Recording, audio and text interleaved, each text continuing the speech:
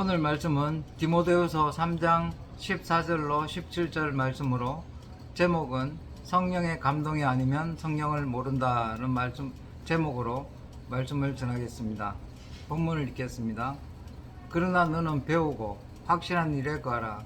너는 내가 누구에게서 배운 것을 알며 또 어려서부터 성경을 알았나니, 성경은 능히 너로 하여금 그리스도 예수 안에 있는 믿음으로 말미암아 구원에 이르는 지혜가 있게 하느니라. 모든 성경은 하나님의 감동으로 된 것으로 교훈과 책망과 바르게 함과 의로 교육하기에 유익하니, 이는 하나님의 사람으로 온전하게 하며 모든 선한 일을 행할 능력을 갖추게 하려 함이라. 유대인들처럼 성경을 가르치느냐, 성령으로 그리스도의 제자가 된 천국 서기관처럼 새것과 옛것을 그 곳간에서 내어오는 집주인과 같이 성경의 뜻을 가르치느냐 하는 싸움입니다.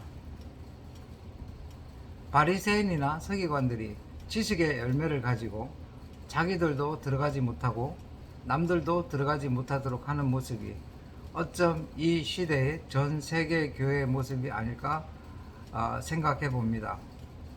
성경의 표면인 문자만 가르칠 뿐 그 이면을 알지 못하기에 구원에 이르는 지혜를 얻지 못하고 비틀거리고 있는 겁니다.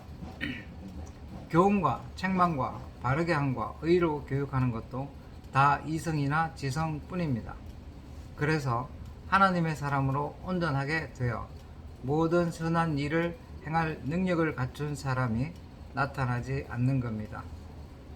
경건의 모양은 인산인해이고 경건의 능력은 성경 속의 이야기일 뿐 자신의 주관적인 삶의 능력이 안 되고 있는 겁니다.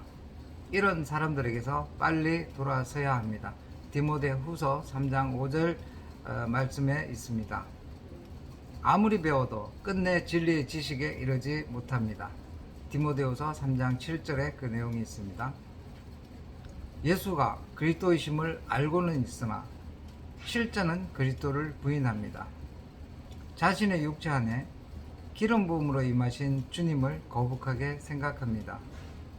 따라서 자신의 일만 생각하고 하나님의 일을 생각하지 못한 베드로처럼 주여 그리 마옵소서 하게 됩니다.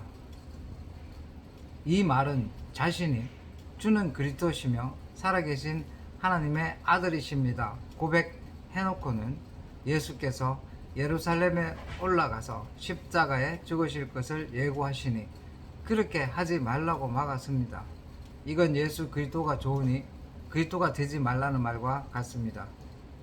이게 기독교인들의 아이러니한 모순이며 신앙의 딜레마입니다. 분명히 입으로는 시인하지만 몸으로는 부인하고 있는 겁니다. 왜 그럴까요? 성령의 감동이 없는 성경 공부를 하고 지식을 부지런히 익혔기 때문입니다. 성령의 기름 부음이 아니면 그 아들 안에 거하며 아버지와 하나가 될 수 없고 그 아들 그리스도를 형제로 사랑할 수 없으며 이웃 형제들을 결코 사랑할 수가 없는 겁니다. 요한일서 3장 14절로 16절 말씀에 그 내용이 있습니다. 성령의 감동으로 말씀이 우리에게 녹아 스며들므로 하나님의 말씀이 존재가 되고 그 존재가 삶으로 바뀌어야 사랑이 됩니다. 성령에 의해 말씀이 체화가 되어 율법이 완성이 되므로 사랑이 되어 그 사랑을 가졌기에 드디어 사랑할 수 있는 겁니다. 그래서 하나님의 사람으로 온전하게 되는 존재의 변화를 통해 모든 선한 일을 행할 능력을 갖추게 되는 겁니다. 만약 성경 말씀만 그대로 가르치면 여전히 바닷개와 같을 테죠. 너 똑바로 걸어 하면 예 하고 대답을 하고는 가봐 하면 원래대로 옆걸음을 걸어가고 말 것이기 때문입니다. 다만 에덴 동산부터 몸에 띄던 자기 방어와 외식이 세련되겠죠. 따라서 구원에 이르는 지혜가 없으니 변화도 없고 말씀이 존재가 되지 않으니 말씀에 의한 삶도 없는 겁니다. 사실은 성령의 감동으로 성경을 받아들여 그 안으로 들어가서 그리스도를 알고 하나님 아버지를 아는 영생을 얻어 더욱 풍성해져 가야 하는 겁니다. 신앙이 성숙해질수록 존재가 변해가야 함에도 주님이 말씀하신 것처럼 악하고 음란한 세대를 쫓아가면서 스스로 만든 믿음이라는 말과 구원이라는 말을 거침없이 내뱉고 있습니다. 우리가 잘 아는 대로 주님이 유대인의 왕이시지만 세례를 통해 성령이 비둘기같이 임하신 다음에 마귀의 시험을 당한 후에 빛의 사역을 하시고 드디어 그 입에서 하나님의 영과 생명의 말씀을 증거하십니다. 이 과정은 천국의 제자나 서기관이 된 사람들은 반드시 따라잡아야 할 자기 구원의 코스임을 놓쳐서는 안 됩니다.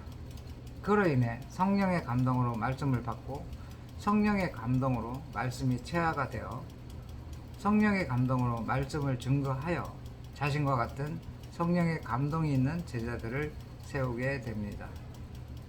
따라서 신앙이 어릴 때부터 바로 그리스도를 영접하도록 하여 예수께서 이룩하신 그 십자가의 대속의 은총을 따라 자신을 부인하고 자기 십자가를 지고 주를 따름으로 진리의 성령이 가정교사로 함께 하셔야 합니다.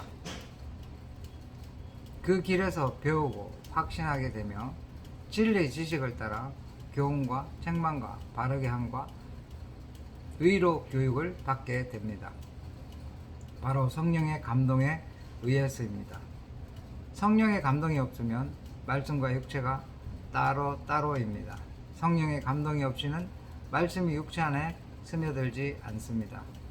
그래서 지금도 많은 사람들이 세례 요한이 헤롯을 들이받고 공격을 하듯 정의 사회를 구현하라, 교회 갱신을 이룩하라 떠들고 있습니다.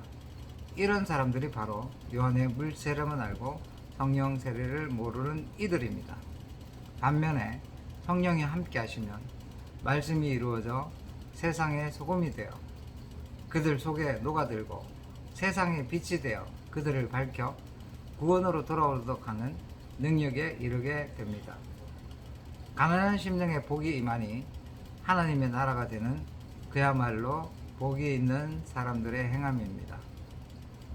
성경은 그리스도로 말미암아 해석이 되고 요한복음 5장 39절 말씀에 있습니다. 성령에 의해 의가 되고 생명이 되고 사랑의 에너지가 되는 겁니다. 그러나 혼적인 인간은 아무리 배우고 익혀도 혼일 뿐입니다.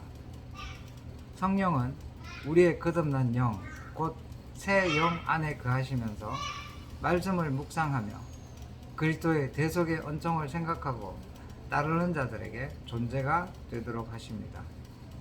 복이 있고 하나님의 나라가 되게 하셔서 행함이 있게 하십니다.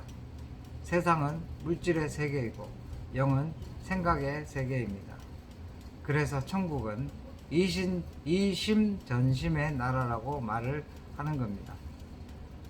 눈과 귀로 듣는 말씀이 성령의 기름 부음으로 나에게 동화가 되므로 언제나 구원의 지혜에 깨어있고 하나님의 사람으로 온전하게 되어 주께서 우리 속에 역사하시는 대로 성령의 감동을 따라 선한 일을 행할 수 있는 능력을 갖춘 주의 제자들이 되시기를 바랍니다. 그래서 주께서 아버지께서 일하시니 나도 일한다고 하신 것처럼 우리도 주께서 일하시니 나도 일한다고 시인하고 선포할 수 있기를 바랍니다.